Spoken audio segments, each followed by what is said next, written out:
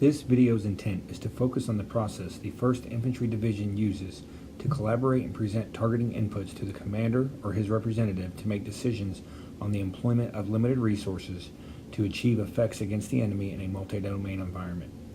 This video is presented in an unclassified FOUO setting, meaning certain capabilities or employment of capabilities cannot be referenced in as great a detail as they would in a higher classification setting. The 1st Infantry Division targeting process is an iterative process founded in D3A and nested within the ATO cycle in order to remain synchronized in time, space, and purpose with multiple stakeholders, providing resources to enable the team to execute the commander's intent. The framework is dependent on multiple inputs and outputs, beginning with warfighting function-specific working groups, whose outputs feed into the targeting working group. The outputs of the targeting working group feeds the targeting decision board, where the commander approves the high payoff target list, attack guidance matrix, target selection standards, and the target synchronization matrix. Additionally, the commander will approve the allocation of resources in support of the close and deep fights. The commander reviews the recommended guidance for the next 96 hours and either approves or makes refinements as necessary. Those decisions will be input through the OpSync and result in the distribution of a FRAGO, asset requests in the form of DD-1972s, and the battle handover meeting, which will be discussed later. Division fires are allocated to provide the appropriate force to achieve the commander's objectives in the deep area, or those areas within the division AO which are not assigned to a subordinate unit, generally between the CFL and the FSCL. The close area, or that area that is assigned to subordinate maneuver forces, and the consolidation area, or that portion of the area of operations that is designated to facilitate the security and stability tasks necessary for freedom of action in the close area and to support the continuous consolidation of gains. The targeting process supports this by beginning with solid assessment input from the G2, G3, and the division ORSA based on feedback from current operations. The assessments are focused toward the targeting effort and build from the micro to macro to understand the effects of each day's targeting effort and what actions need to be taken to stay on track with achieving the overall operational objectives. The decide function focuses the staff in both time, space, and purpose by identifying priority formations within the division deep fight, generally between the CFL and FSCL, and which functions within those formations must be affected in order to set conditions for success of the division maneuver elements. Once the priority formations have been identified for any given day, each formation is further analyzed and assets allocated for detection, delivery, and assessment by the warfighting function responsible for each asset. Non-lethal and lethal options are considered for each desired effect, with multiple assets commonly allocated to work together to most efficiently achieve the desired effect. Finally, the team will discuss the integration required for each priority formation to ensure multiple assets can affect the target as scheduled. This could be as simple as establishment of an airspace coordination measure, or more complex as the situation dictates. This process will occur for each ATO day per priority formation, with each day having a different focus. Beginning with commander's guidance recommended by the staff and approved by the commander at 96 hours out, to the approval of an initial targeting plan and the requesting and tasking of required resources 72 hours out, to the validation of the taskings and request at 48 hours out, and the final review of the plan and any coordination or refinement required before transition to current operations at 24 hours out, to execution of the plan during the current ATO, and assessment of the plan to determine effects achieved in any reattack required. As previously stated, the outputs of the targeting decision board provide inputs to the division operations sync and generates a FRAGO, request for resources, and provides final input to the daily battle handover meeting. The division battle handover meeting is the deliberate action of handing over the plan for the next 24 hours to current operations for execution, as well as receiving feedback on the last 24 hours. Additionally, this is an opportunity for subordinate elements, either through distributed communications or via their LNO, to convey assistance required in the next 24 hours with enemy formations that have not been attrited to a level to create a friendly advantage in engagement. The following is an example of the targeting working group flow of information covering assessment through validation day. The process for approval and guidance are similar in nature and have been left out to avoid redundancy. Okay, then let's start with introductions, starting with fire forum. Division Targeting Officer. Slow. G2 CMND. G2 targeting. Deputy Division Senior Chief. Division G7. Operational Law Attorney. Deputy Fire Support Coordinator. G2. Fiscord. G3. G3 Aviation. DeVarty 3. Division J Tech. Chief of Assessments. The seating chart for the targeting working group and targeting decision board are arranged in a deliberate manner to facilitate a logical flow of information in line with the D3A methodology. In a field setting, there are two screens present to show the targeting products on the left and a CPOF common operating picture on the right, in order to facilitate outstations who attend the meeting via distributed means. The center of the table is an analog map board to allow the staff to talk the plan in time and space without being tied to digital media, and serves as a common operating picture for the decision staff in all B2C2WG events. The head of the table is reserved for the chair of the meeting, facilitator of the meeting, and key primary staff officers. The left side is grouped by function to allow for a logical flow of information as information is discussed during the working group and is presented to the commander during the decision board. Beginning with the left side are the targeting officers from the Division Fire Cell as the overall managers of the targeting process. Representatives from the G2 and Special Operations Forces are grouped as executing the detection of targets. The G7, G3 Air, CAB L&O, DeVarty, and Air Force representatives are seated in order and primarily support delivery means against targets. Additionally, the G4 Ammunition representative and G3 Air serve an additional function of integration to support the permissive and responsive delivery of fires through proper resourcing and integration of permissive and proactive air control measures. Many of these personnel operate across multiple steps of D3A, but are seated in a manner that presents a logical flow of information where all assets available to the commander are considered to most efficiently and effectively achieve the desired effects against the target. Okay, we'll walk through the target decision board. Right, no change to the target decision board outputs and inputs. The targeting decision board agenda, inputs and outputs are derived from ATP 6-0.5, Command Post Organization and Operations, Appendix A, page A15. Inputs. Next slide. Sir, for your ROE, significant change today. Where previously we were stuck at the international border, unit boundaries are now the authorization for offensive fire. So up to our northernmost boundary phase line, Penelope, offensive fires are authorized. Beyond that, only in self-defense. Subject to questions, that's all for ROE, sir. Okay, next slide. All right, going into the assessment day, ATO Juliet Echo. We'll now turn it over to the G2 targeting officer to brief assessments on the ATO's day's priority targets. Sir, for BDA for our priority targets from ATO Juliet Echo, for priority 1 indicated by the red ring, we targeted the 816th ADA Brigade in the east. The task was to destroy enemy air defense assets. The purpose was to enable friendly air freedom of maneuver. We wanted to destroy 10 SA-8s. We destroyed 10, leaving 20 SA-8s in the 816th. For priority number 2, indicated by the blue ring, we targeted 2nd Battalion of the 865th Artillery. Task to destroy fire support assets. Purpose was to enable 3 of the 5-2 freedom of maneuver. Specifically, we wanted to destroy 2 2S-19s. We destroyed all 9 in the battalion. This leaves 12 2S-19s in the 865th Brigade. For priority number 3, indicated by the orange ring, we targeted the 805th FA Brigade in the central corridor. The task was to destroy enemy fire support assets. Purpose was to enable 1-1 ID's freedom of maneuver. We wanted to destroy 6 122mm MRLs. We destroyed 8, leaving 10 total in the brigade.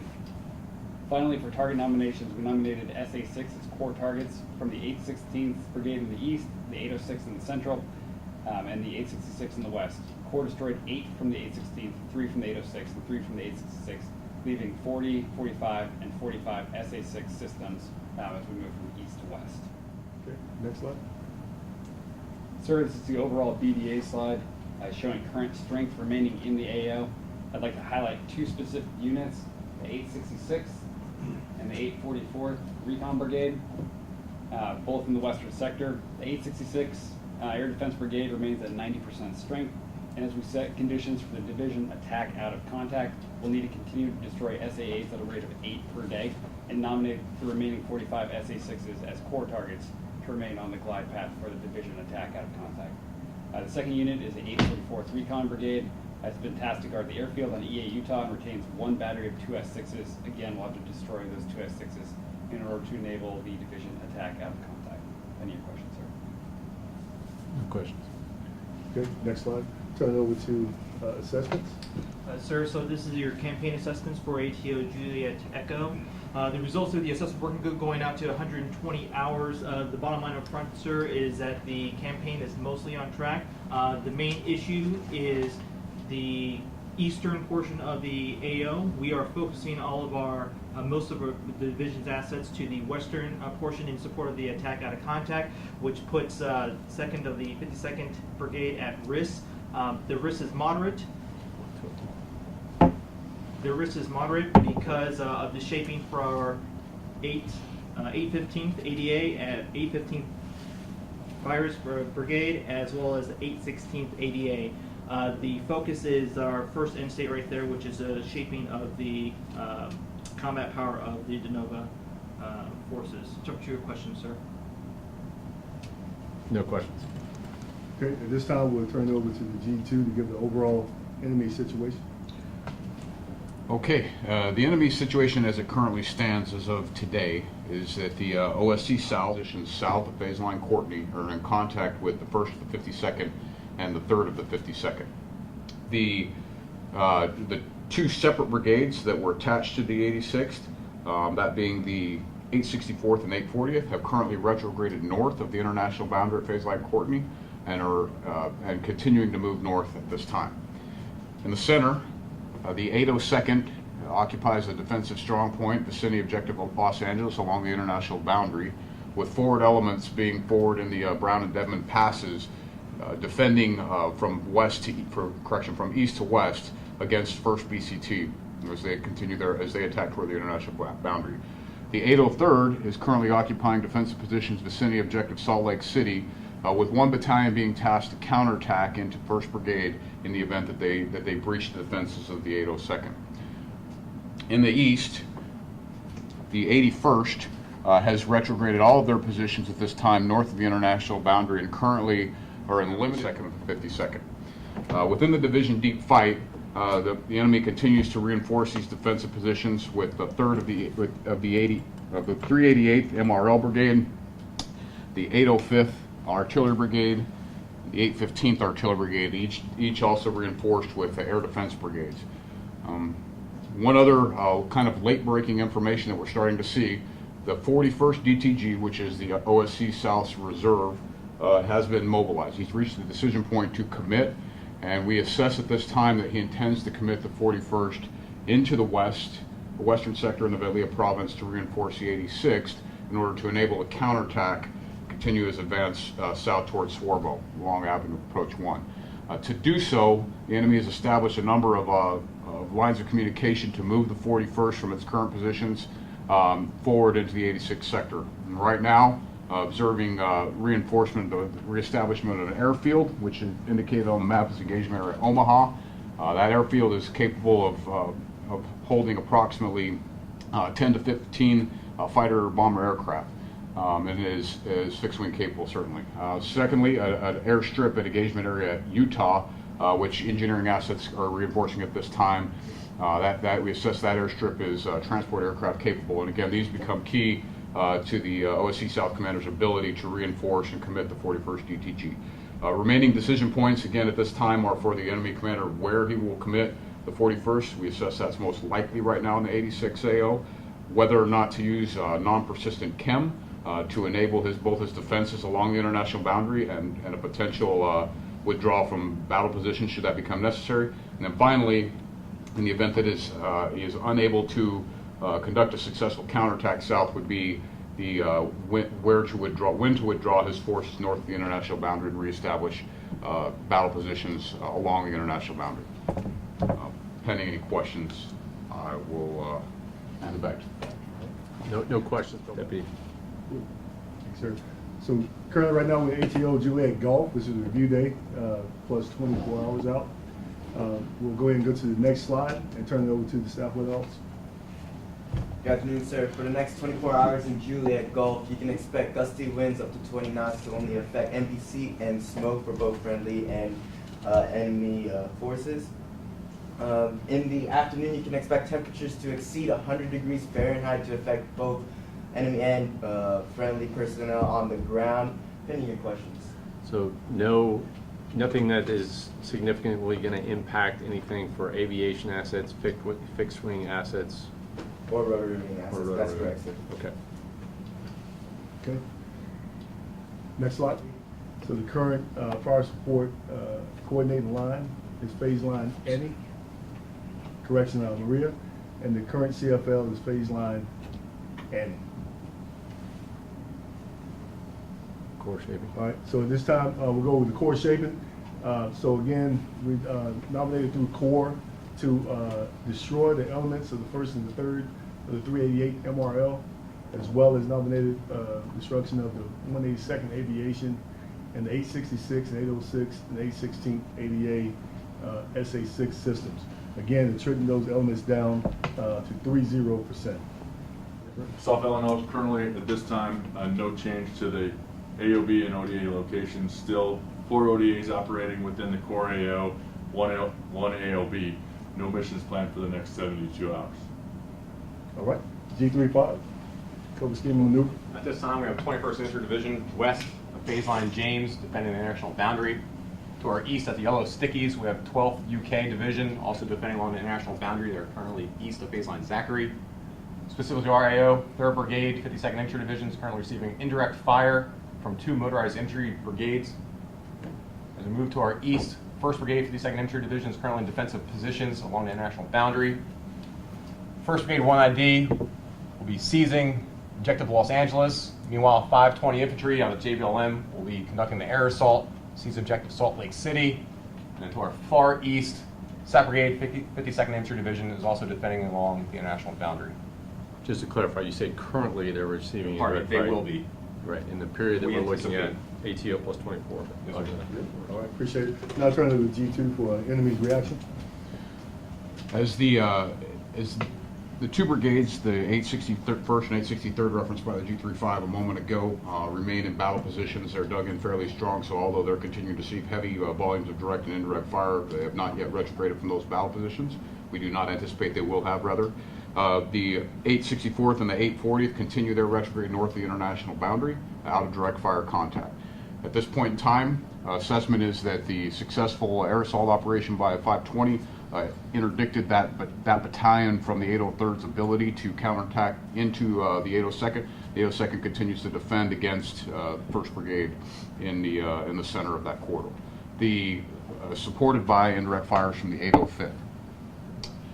No significant change to what we discussed earlier in the east with the 81st, and as we talked about a moment ago, the enemy OSC South Commander has reached his decision to go ahead and to move the 41st, begin to move the 41st rather toward the 86th area. So we assess at this point that the 3rd Battalion of the 844th Reconnaissance Brigade will have been assigned to establish a security around the airfield engagement area Utah.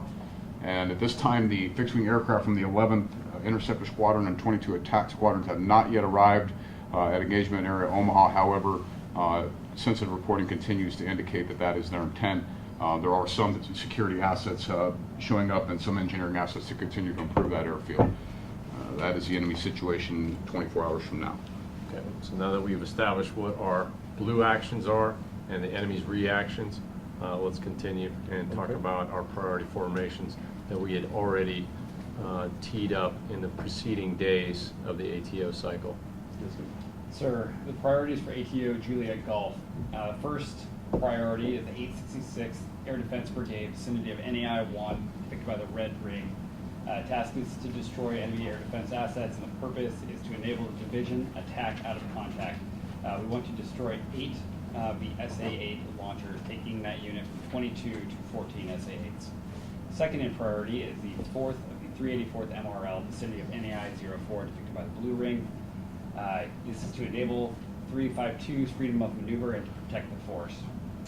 We want to destroy 4 122mm MRLs, taking that unit from 9 to 5. Third in the order of priority is second to the 384th FA.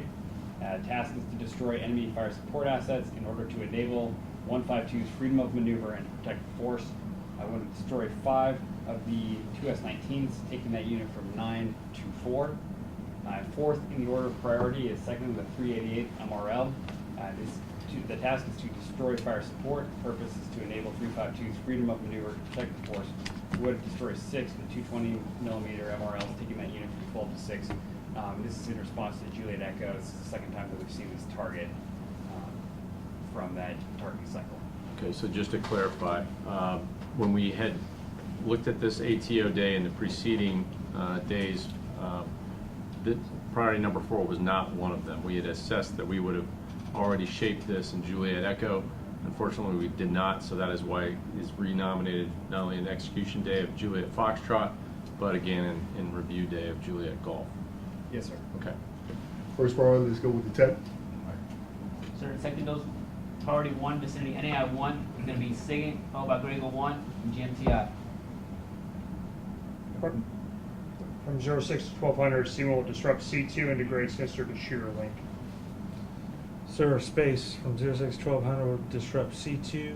SOT will conduct radio broadcast from 12 to 1400 and then again from 1600 to 1800 in order to degrade the enemy's will to fight. Additionally, SOT will conduct radio broadcasts throughout the day targeting the local populace for non-interference and shelter in place in order to allow freedom of movement for maneuver forces and mitigate CIVCAS. Sir, for lethal surface to surface, we have target group Charlie 4 uniform. Sir, Charlie 4 uniform is delivered by 152 FA for PA3. It's three targets, each receiving 6 rounds of extended range DPICM, 16 rounds total, 18 rounds total.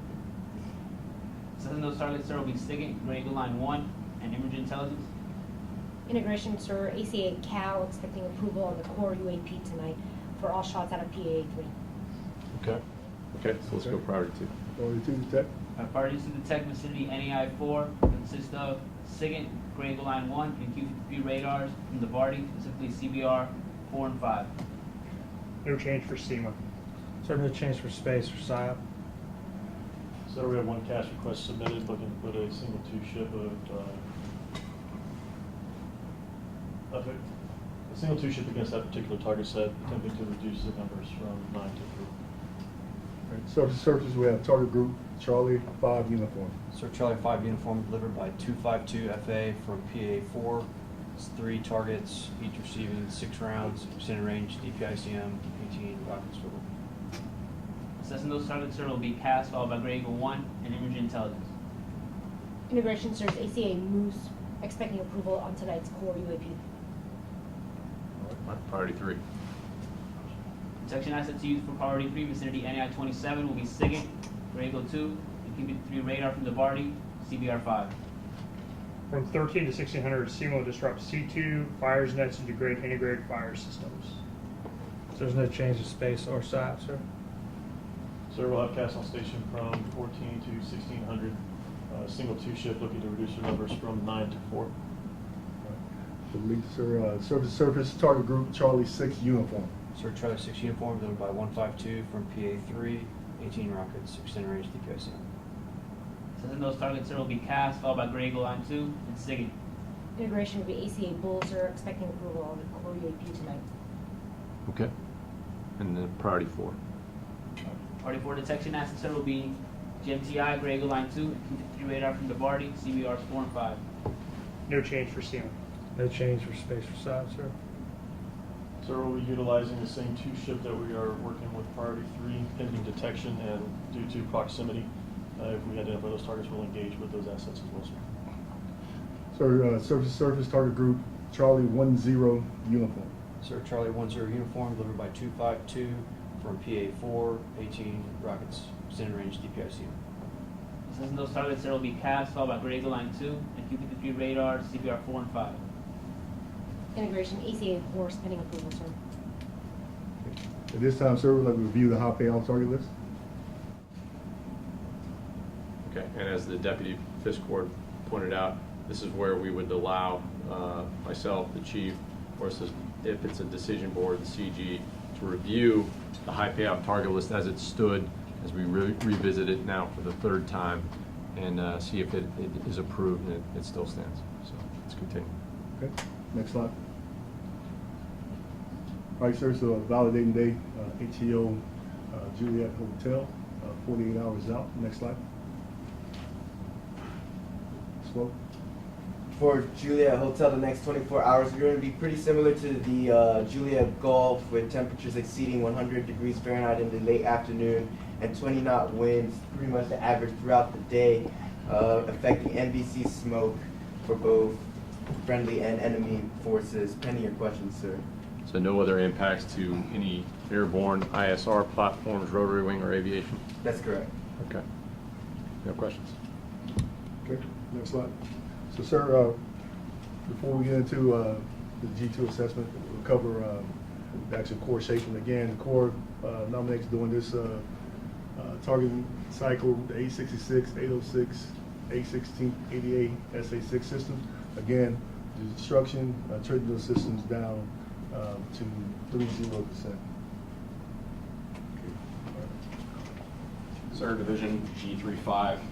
Currently, there's no change to our adjacent units. 21st Infantry Division out west, 12th UK Division out east, 3rd, 1st, and 2nd Brigades from 52nd Infantry Division are all defending along the international boundary. Meanwhile, 1-1 and 520 Infantry are conducting a hasty defense following their attack on objective Los Angeles and Salt Lake City. Any questions, sir, followed by 2. Okay, based off of, let's start here back in the west, the brigades from the 86th, that being the 863rd and 861st, have begun to withdraw from their hasty battle positions north of the international boundary. They'll move north of phase line coordinate this time, beginning to retrograde and break contact from the 3rd and 52nd. One decision point the enemy commander, OSC commander retains at this point is the potential to use non-persistent KIN against 3rd and 52nd to assist in their retrograde. Based off of 1st Brigade's attack against the 802nd, objective Los Angeles, receiving reinforcing fires from the 805th Artillery Brigade throughout the attack, and now that brigade is seeking to, as 1-1 begins to assume battle, hasty defense, to continue to attrit and shape them from the 805th. That is a priority for the enemy right now to prevent further attack for the success of the 1st Brigade.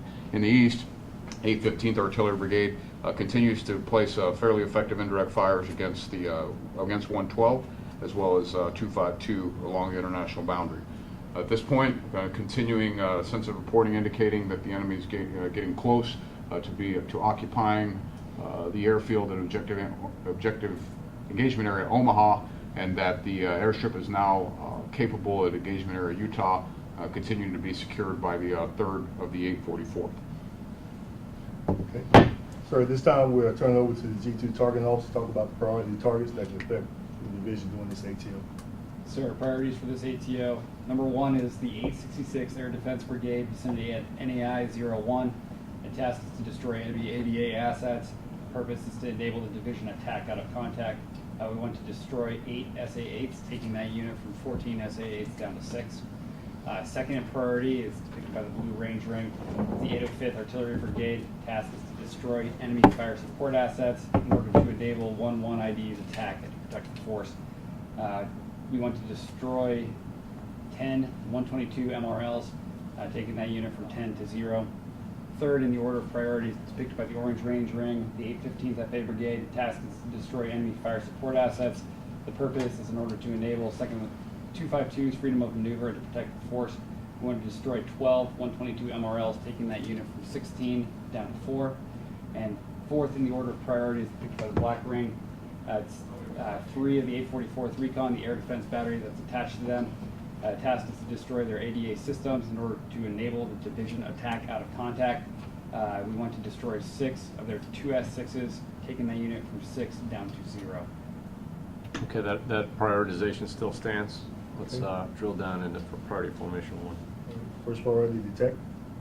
Roger, sir. Detecting priority 1, vicinity NAI 1 will be SIGINT, followed by Grego 1, GMTI. SEMA from 1000 to 1100 will degrade sensor to shear link. Sir, space from 1000 to 11 hours will disrupt C2. Additionally, SOP during this day will continue their non-interference shelter-in-place messaging to the local populace. Sir, for lethal, surface-to-surface target group, Charlie 7 uniform. Sir, Charlie 7 uniform is loaded from 152, now in PA 5. That's with 18 rockets, so extended range DPICM. Assessing those targets, sir, will be SIGINT, Grade Eagle 1, and Imagery Intelligence. Assessment, sir, is ACA Duck is received pending approval tomorrow for all shots out of PA 5. Okay. Second priority, detect. Second priority detect vicinity NAI 17 will be SIGINT, followed by Grade Eagle Line 2, Q-53 radar, CBR 5. From 2000 to 2200, SEMA will conduct seed and degrade sensor to shooter links. Sir, space will disrupt C2 from 20 to 2200. Sir, from 20 to 2200, we requested 2 lines of CAS to work in conjunction with the suppression in order to reduce the enemy from 16 to 4 systems. Assess. Assessing those targets will be CAS, followed by Grade Eagle 2, and SIGINT. No change in integration, so we'll go to priority 3, detect. Detecting priority 3 vicinity NAI 25 will be SIGINT, followed by Grade Eagle 3 and GMTI. From 2200 to 02, SEMA will conduct seed and degrade sensor to shooter links. Sir, space will disrupt C2 from 2200 to 0200. SITE will conduct radio broadcast to degrade the enemy's will to fight from 0300 to 0600. So during that same time frame, we'll have another 2 CAS missions in support of reducing the enemy formation from 10 to 0 systems. Sir, assessing those targets will be CAS, followed by Grade Eagle 3 and SIGINT. Okay. Priority 4, detect. Detecting priority 4 vicinity NAI 27 will be SIGINT, followed by Grade Eagle 1 and GMTI. From 1400 to 1700, SEMA will disrupt C2, fires nets, and degrade integrated fire systems. Sir, space will disrupt C2 from 14 to 1700. SITE will conduct radio broadcast in order to degrade the enemy's will to fight from 1700 to 2000. Sir, for lethal, surface-to-surface, we have target group, Charlie 9er uniform. Sir, Charlie 9er uniform delivered by 152 from PA 5, 18 rocket extended range DPIC. Assessing those targets, sir, will be SIGINT, followed by Grade Eagle 1 and Imagery Intelligence. Integration, sir, is ACA Goose received pending approval tomorrow, sir. In addition, NFA vicinity EA Utah, which is also in that same NAI, sir, is 500-meter radius and distributed at this time. Okay. So at the end of the validation day, we'll again pass over to the chief or the CG to review the high payoff target list and see if they still make sense. And on his approval, we continue on to approval day. I think that's where we're going to end it. The preceding video covered ATO days Juliet Echo assessing, Juliet Golf reviewing, and Juliet Hotel validating. ATO Juliet Foxtrot execution was not covered as it is the current ATO that is being executed on the ops floor, and at its conclusion, the results will be fed into the next day of assessments. ATO's Juliet India approving and Juliet Juliet guidance were not covered in order to reduce time and prevent redundancy of information. Approval and guidance days follow the same format with differing levels of detail. The outputs of the Targeting Decision Board provide input to the OPSYNC and ultimately the FRAGO and Battle Handover Meeting. The Division Battle Handover Meeting is a non-doctrinal event that serves as the final handover of the deliberate targeting plan approved by the commander, represented by the review day, from FUOPS to CUOPS for execution. During this meeting, the plan is discussed in detail between stakeholders and any shortcomings or potential friction points are addressed. This is also an opportunity for subordinate units to request additional assistance needed they anticipate for the next 24 hours to ensure all resources have been allocated to the highest priority missions. Coordination with adjacent units is discussed to facilitate potential cross-boundary fires, as well as coordination for effects on those enemy units near a shared boundary that may be prioritized differently between commanders based on the mission.